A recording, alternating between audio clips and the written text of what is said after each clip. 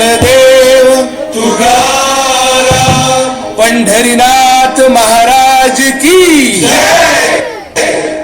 आपला भारत देश सगळ्याच बाबतीत श्रीमंत होता हे सगळ्यांनाच ठाऊक आहे. पण एका बाबतीत तो सगळ्यात श्रीमंत होता. कुठल्या? पाण्याच्या. देवाच्या भूमीला कोणाची नजर लागली आणि पाण्याविन माणसाची जिंदगी बुडाली. जगात पिण्यायोग्य पाणी उरले 3%. नाही कदर किंमत पाण्याची. हे जीवन न चाले पाण्याविण. नाही पाणी आभाळात, नाही खोल जमिनीत, नाही पाणी विहिरीत, नाही नदी नाल्यात. मायला मग पाणी गेलं तरी कुठं? पाणी हरवलं कोणी ते चोरलं.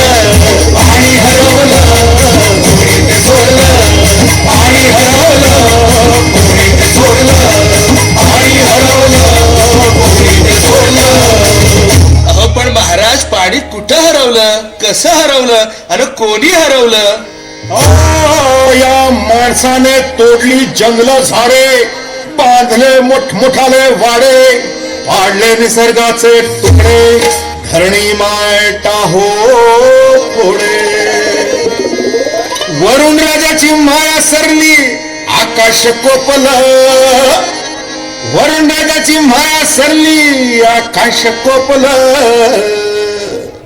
पाणी हरवलं कोणी ते चोरलं.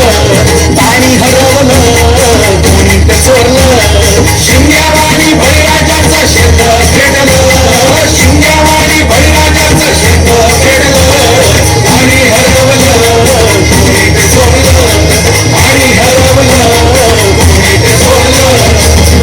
डेव्हलपमेंटचे वातात वारे, बुजविले नदी नाले सारे, उंच टावर मिरविती तोरे, कसे वाहणार पाण्याचे झरे.